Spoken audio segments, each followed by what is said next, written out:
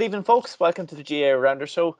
Tonight I have Michelle and Ronan on. Guys, thanks a million for coming on. How are you keeping? Good, Down. Yeah. Great. Guys, so this evening what we're going to do, we're kind of just going to look at the frequently asked questions in GAA Rounders and kind of shed some light on some of the myths that are out there on the sport. Because I know you are probably in a similar situation where you're asked questions by people about Rounders because it may not be as well known in certain areas, and they just want to get a bit of clarification on it. So, first of all, Ronan, as a standing member on the Ard Chorley, I'm going to go straight to you. The number one question I'd be asked, is Rounders actually part of the GAA? It is, Down. It was included in the original charter in 1884, and I suppose it's probably the minority part of the family, but it's been there since day one. So it's actually in there as long as football and hurling, and longer than and it's actually there longer than some of the other sections of the GAA that kind of come under the umbrella. There's Gaelic football, hurling, handball, and Rounders is on the original one in 1884. So we're there from the start, as I say, and hopefully we'll be there at the end. Yeah, and hopefully we won't be the forgotten cousin for too much longer. Michelle, I'm going to go to you for the next one, and another question that we get a lot: is Rounders just for kids? Because we get people saying, "Oh, I played it in school when I was younger." Is there anything there, or is that it? Yeah, that's a reaction I get a lot when I tell people I play Rounders. But there's Rounders for all levels, from primary school up until senior level, really. There's coming a month spell in the primary schools, and then there's under 13 and 15, minor, senior, there's intermediate, there's lots of different levels, not just for kids. I know a lot of people, when I say I do play Rounders, they think, oh, I love playing that when I was in school, and I think that's great. It's such a sport that everyone can enjoy, and it's just a pity that it doesn't have the recognition all the way through now until these higher levels, Yeah, no, and actually one time I was asked, "Oh, Rounders, is that not a kid's game?" I got asked as I was in the tunnel of Croke Park about to walk onto the pitch to play a match, and it was kind of like you're looking around and it's all adults, and you're like, no. So I was like, it's like, just look around, you can probably guess. But so on that, like, Ronan, what sort of level is Rounders at? Like, is it just kind of a recreational sport? Is there a competitive side to it? Like, what standard is there out there if someone is interested in getting Rounders at any capacity? I suppose the best way to explain that is there is something for everyone in the game. So it doesn't matter what really level you're at. There is a competition for you. Like, for instance, Michelle there would play senior ladies, which is very competitive if you're in the senior bracket. But there's a junior grade, a junior competition, an intermediate competition. The same in men's at the moment is probably the only one where it's ranked senior. You have to jump in at the deep end. But all of the rest of them, there's pretty any level you want in it, depending on your ability, I suppose. And on the competitive side of things, I'd say it's pretty competitive, yeah, depending on your level, yeah. Okay, so there's something like that. So there is something for everyone. So you have your kind of introductory level, and it's all the way up to an All-Ireland Club Senior Championship. Like, that's the peak. That's the way it's structured, yeah. Yeah, okay. Well, and there's a lot of people out there that maybe don't realise that there is this competition in it, that like, maybe it's just a recreational, and it's good to, because I believe the two of you are actually competing in Senior All-Irelands for the Club Championship 2020. So, and I'm sure I speak for a lot of people when I say best of luck in that, and thanks for taking the time to come on this. So, guys, just some of the questions that we get on the sport, so I know, like, I get asked numerous questions on rules and how the game is played now, and we won't go into too much detail to bore people, but Michelle, where is a Rounders game played? Some people are wondering, like, is it on a specific Rounders pitch, or where would you play? So Rounders is played on a GAA pitch, and it has to be 70 meters in diameter but most GAA pitches are. Okay, and in your experience, would you see many people, using the full length of that? Absolutely, yeah, Like, definitely. would you be using full 7 meters? Yeah. Okay. You would, yeah. So then after that, the next most common question that I to get is what equipment is used. Ronan, if someone was coming to you and say, "Oh, I want to start up a Rounders team, what do I need to play? What's the bare minimum to get going?" The basic you really need is obviously you need 5 mats to begin with. A bag of sliotar is helpful if you're going to do a bit of training. Size 5 for senior, size 4 for juvenile level. Ladies, it's pretty much the same. You'd obviously want a bat as well. They vary from, you can use a wooden one, an aluminium one, just different lengths. I suppose senior level, most of them from 31 up. We'll not probably get into that because there's probably hundreds of them you can get, but that's basically what you need. Tin of spray paint, mark out a few lines, and you're pretty much ready to go. Okay, and guys, if anyone was going to watch a game of Rounders, how long is a game of Rounders? Michelle, like what would your typical Rounders length be? Like, is it 70 minutes, like hurling and football, or 60 at club level? That's kind of a hard question to answer. I suppose it depends on the level of the game that's being played. Most games are 5 or 7 innings, but innings can be very quick depending on the level. So if you have 2 very high quality standard teams, the game will be very quick. So it could be an hour, maybe less. But sometimes games go on an hour and a half, 2 hours. Maybe extra innings are needed to decide between the teams. So you could go up to 2 hours. Okay, yeah, no, and I think there's someone on this call that's recently done a 9-inning game. Ronan, your semi-final. Yeah, I suppose that probably doesn't happen too often. 9 innings and a count back and a draw still, so it can go on. It can go on. Probably a fair result. So Ronan, Michelle is saying there that a game goes on for 5, 7, or even 9 innings.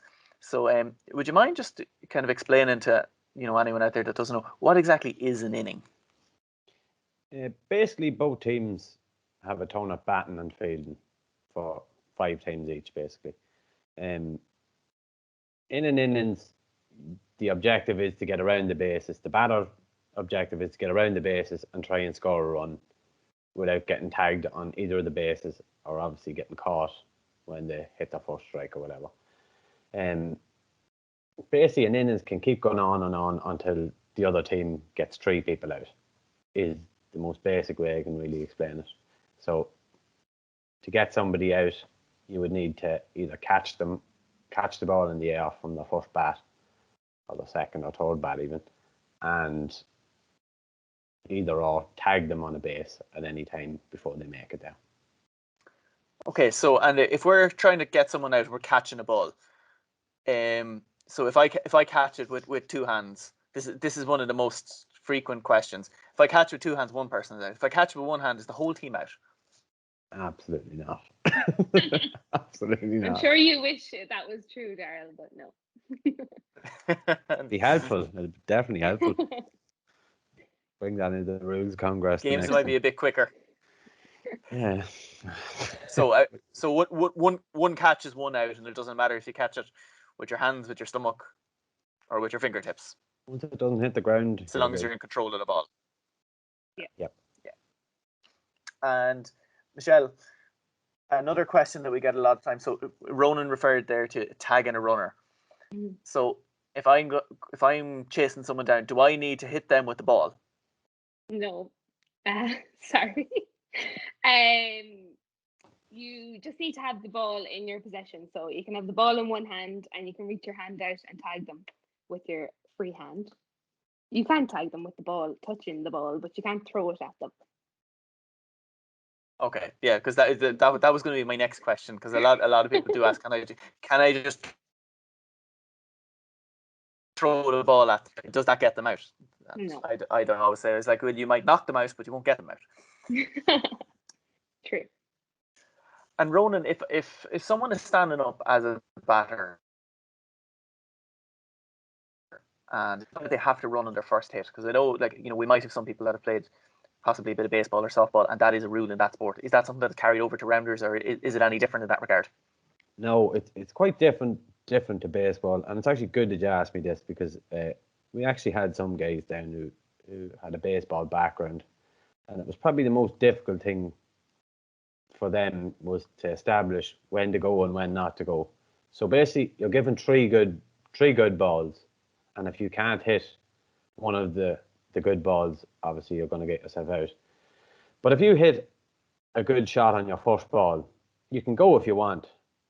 I see that's probably one of the common mistakes that people will just go on the first shot to take without saying, right, well, I have another two chances. Maybe I can get an easier route to first or wherever you're trying to get to. So no, you don't have to go. You have three chances basically, and you can be struck out. Sorry, if you fail to hit any of the three good ones, and the last one's caught by the catcher. Okay, and if I'm stepping up and I hit my first one and I don't really like the look of it, so I decide, oh well, I've got another two, and somebody catches it, do I still have my other two good balls? No, it's tough luck then. So if a catch is made, that overrides having anything left. Yeah.